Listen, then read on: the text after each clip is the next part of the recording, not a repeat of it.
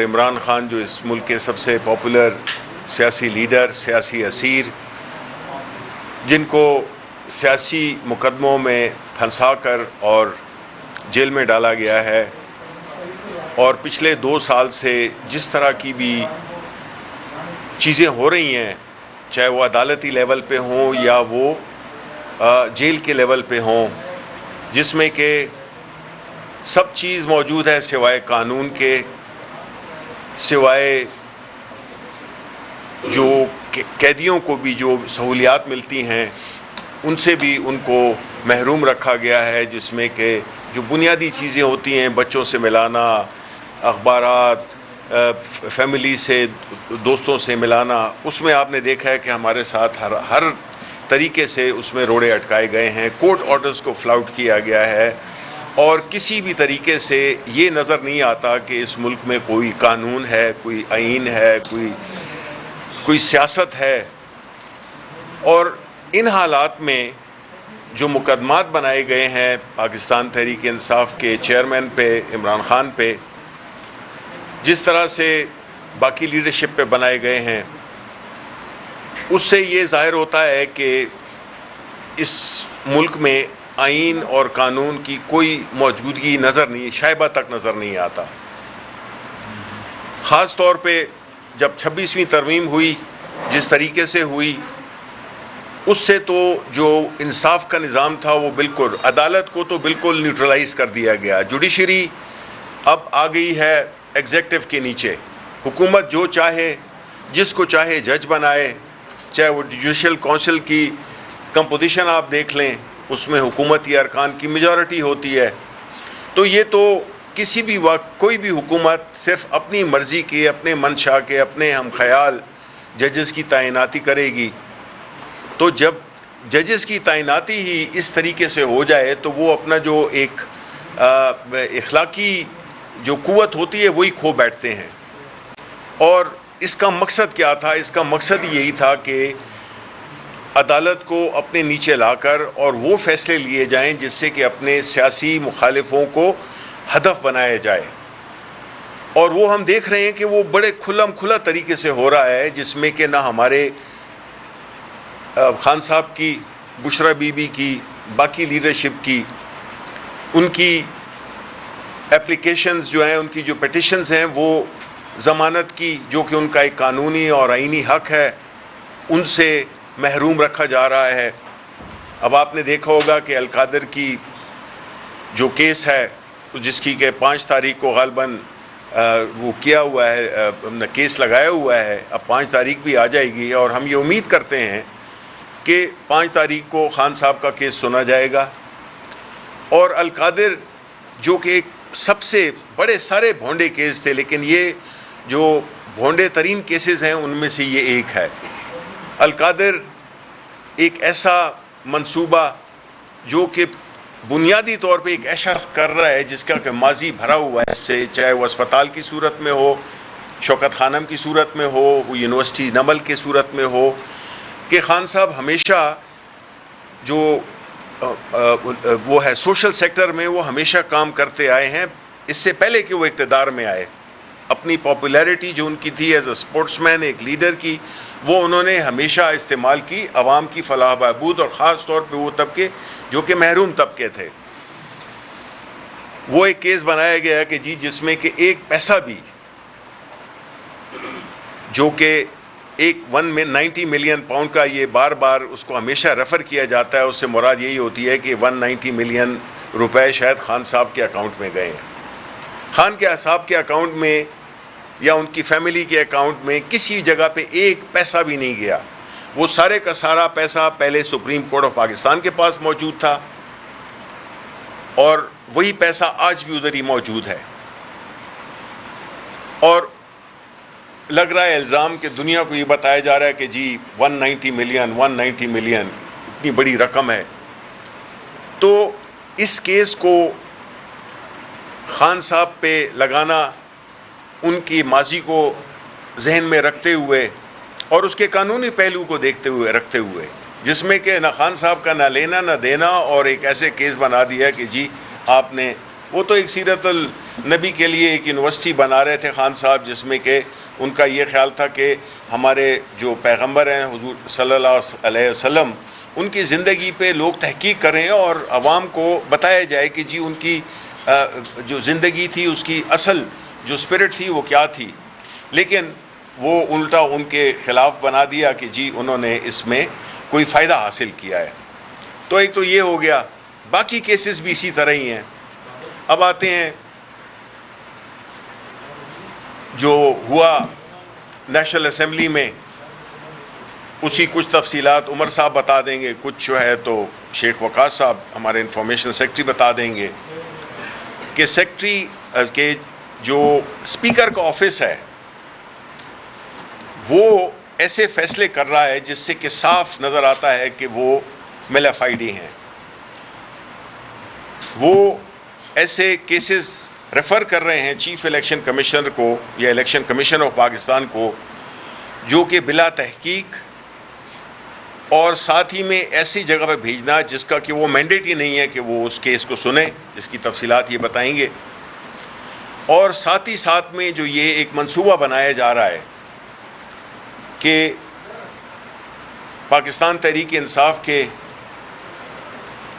52 کوئی 53 کوئی 54 کی بات ہو رہی ہے کہ ان کو سیاسی کیسز کی بنیاد پہ ان کو ڈسکوالیفائی کر کے اور پھر سمبریال ٹائپ الیکشنز کرائے جائیں گے، جس میں کہ ہر چیز پہلے سے پری ڈیٹرمنڈ ہوگی کہ کتنا جیتنا ہے، کس نے جیتنا ہے، کس کینڈیڈیٹ نے جیتنا ہے.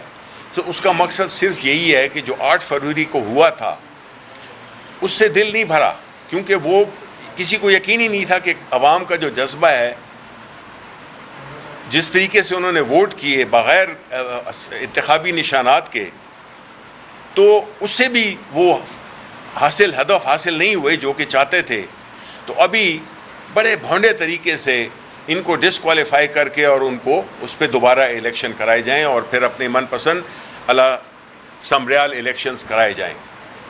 دیکھیں، الیکشن کمیشن آف پاکستان جس کا کام ہے فری اینڈ فیئر الیکشنز کرانا، وہ کہیں پہ بھی نظر نہیں آ رہا.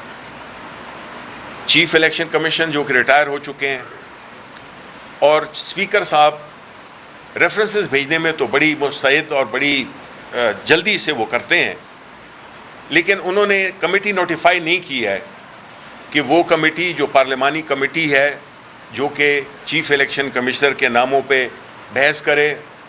باوجود اس کے کہ ایک لیٹر شہباز شریف صاحب کا آیا ہے کہ جس میں کہ یہ کہا گیا ہے لیڈر آف دا اپوزیشن کو کہ وہ اس سلسلے میں میٹنگ کریں. نہ تاریخ دی ہوئی ہے اس لیٹر میں، نہ کچھ. وہ ایک ویسی ایک دکھاوے کا ایک لیٹر تھا جو کہ جس پہ کہ اسپیکر نیشنل اسمبلی وہ نہ کنوین کر رہے ہیں اور نہ اس پہ کوئی وہ کر رہے ہیں، بیکاز یہ سوٹ کرتا ہے ان کو.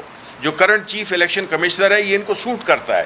اس نے وہی کام کیے ہیں جو کہ ایک دشمن بھی نہیں کرتا کسی سیاسی جماعت کا. اب ایسے حالات میں ہم عوام کے سامنے یہ بات کرنا چاہتے ہیں کہ دیکھیں جی، ایسے حالات میں جہاں پہ کہ نہ قانون ہو، نہ آئین ہو، نہ فیئرنس ہو، نہ نیوٹرلٹی ہو، اور فریق بن جائے الیکشن کمشنر اور الیکشن کمیشن آف پاکستان، وہ ادارہ جس کا کام آئینی ذمہ داری ہے کہ وہ الیکشنز کروائے فری فیئر. وہ تو نہ فری نظر آ رہے ہیں نہ فیئر نظر آ رہے ہیں، اور اس کی مثالیں ہم نے کئی الیکشنز میں دیکھ لی ہیں، اور یہ جو سمبریال کا تھا یہ اس کی آخری ایک ایگزامپل تھی. آخر میں اب آپ دیکھیں کہ ایک طریقہ ہوتا ہے جس میں کہ آپ کم از کم ایک آپٹکس کو طور پہ تو آپ ٹھیک کریں. اب سارے صوبوں میں الیکشن ہوئے سینٹ کے، خیبر پختونخوا میں نہیں ہوا. خیبر پختونخوا کے عوام 11 سینیٹر جو کہ ان کے آنے تھے اپنی نمائندگی سے محروم ہیں. ثانیہ نشتر جس نے کہ مارچ میں استعفیٰ دیا تھا، ایکسیپٹ بھی ہو گیا، اور آج کے دن تک ان کی سیٹ پہ ری الیکشن نہیں ہوا. جبکہ سندھ میں، جبکہ بلوچستان میں وہی جو آئینی مدت ہے 30 دنوں کی، اس میں الیکشنز ہو بھی گئے، انہوں نے آ کے حل بھی لے لیے. خیبر پختونخوا نے کیا قصور کیا ہے؟ خیبر پختونخوا کے عوام جو کہ دہشت گردی کی جنگ لڑ رہے ہیں پچھلے 40 سال سے، اور پھر بالخصوص ابھی، تو انہوں نے کیا قصور کیا ہے کہ ان کو ان کے ایک نمائندگی سے محروم رکھا جا رہا ہے. تو ہم یہ سمجھتے ہیں کہ یہ جو اس طرح کا جو ماحول جو کہ جنگ کے بعد، انڈیا کے ساتھ جنگ کے بعد جو ایک پیدا ہوا تھا، جس میں کہ ایک پوری قوم نے، ہم نے تمام اپنے سیاسی اختلافات، جو ظلم زیادتیاں ہمارے ساتھ ہوئیں، اس کو ہم نے بالائے طاق رکھا اور ہم پیچھے کھڑے ہو گئے ملک کے دفاع میں. لیکن آج وہی ماحول کریٹ کیا جا رہا ہے. آپ انٹرنلی جب کمزور ہوں گے، آپ ایکسٹرنلی طاقتور ہو ہی نہیں سکتے. یہ صرف باہر کے جو ایک عارضی ایک ماحول ہے، اس کی بنیاد پہ آپ اپنے لوگوں کو، اپنے ملک کی جو سیاسی ادارے ہیں، جو جمہوری ادارے ہیں، ان پہ نہیں حملہ ور ہو سکتے. اس لیے اگر اسی گڈ ول کو برقرار رکھنا ہے تو آپ کو ایک ایسا ماحول پیدا کرنا ہوگا جس میں کہ سارے اس ملک کی جتنی بھی سیاسی جماعتیں ہیں وہ یہ سمجھ سکیں کہ یہ بالکل وہ ایک فیئر مقابلہ کر رہے ہیں. ہم سیاسی لوگ ہیں، ہمارے ساتھ آپ سیاسی مقابلہ کریں. ہم صرف ہم نہیں کہہ رہے، جو پاکستان جو کہ اتحادی ہے گورنمنٹ کا، ان کے نمائندے، سینئر نمائندے کہہ رہے ہیں کہ جو سمبریال کا الیکشن ہے اس میں دھاندلی ہوئی اور نہ وہ جیتے ہیں پاکستان تحریک انصاف. تو ایسی صورتحال میں اور کیا چاہیے آپ کو؟ لیکن آپ چاہتے ہیں کہ یہ جو رکھ رکھاؤ ہے، یہ جو ایک عارضی پردہ ہے، یہ جو ایک فساد سا بنا ہوا ہے، وہ بھی بالکل ٹوٹ جائے اور بالکل ہم وہ ہو جائیں، برہنہ ہو جائیں، برہم بھی ختم ہو جائے. ہم نے اس ماحول کے لیے ہماری جد و جہد ہے. خان صاحب ترتیب دے رہے ہیں، ان کی ٹیم، کہ ہم وہ کریں گے جو کہ ہم کر سکتے ہیں بحیثیت ایک سیاسی جماعت، اور وہ ہے سیاسی جد و جہد، احتجاجی وہ اپنی تحریک. کیونکہ ہمارے پاس تو کوئی اور چارہ ہے نہیں. ہم نہ کوئی گوریلا گروپ ہیں، نہ کوئی ہمارے پاس بندوقیں ہیں، نہ ہمارے پاس کچھ ہے. ہم تو اپنی سیاسی جد و جہد کریں گے، کیونکہ اس طرح ملک چل نہیں سکتا. جس طرح کے بھی بجٹ آ رہا ہے، آپ سب کو پتہ چل جائے گا کہ جس IMF کی ڈکٹیشن پہ جو یہ بجٹ ہو رہا ہے، اس سے عوام کے لیے کیا ہے.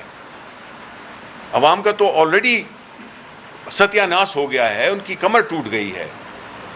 لیکن مجال ہے کہ وہ جو بیٹھے ہوئے ہیں، اپنے جو ایلیٹ کلاس ہے، وہ اس میں اور ویسٹڈ انٹرسٹ ہیں، ان کو کوئی پرواہی نہیں ہے، کیونکہ ان کا تو سب کچھ باہر ہے.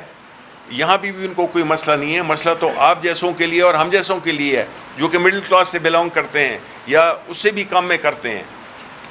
تو اس لیے ہمارا مقصد یہی ہے کہ آپ کو آگاہ کریں کہ یہ ہماری سوچ ہے، ہماری پارٹی کی سوچ یہی ہے کہ باوجود تمام تر سختیوں کے ہم ابھی بھی کمیٹڈ ہیں کہ ہم اپنی جو جد و جہد ہے، احتجاجی ہو چاہے وہ یا وہ سیاسی ہو، وہ ہم قانون اور آئین کے دائرے میں رہ کے کریں گے. کیونکہ ہماری پارٹی کا موقف یہی ہے. خان صاحب جنگ ہی اسی دو چیزوں کے لیے لڑ رہے ہیں. وہ اگر جیل میں بیٹھے ہوئے ہیں اور اگر وہ کوئی NRO نہیں لے رہے، اس کی بنیادی مقصد یہ ہے کہ ملک کا مستقبل تبھی ہوگا، آپ جیسے نوجوانوں کا مستقبل تبھی ہوگا جب اس ملک میں قانون اور آئین کی حکمرانی ہو. شکریہ جی. اور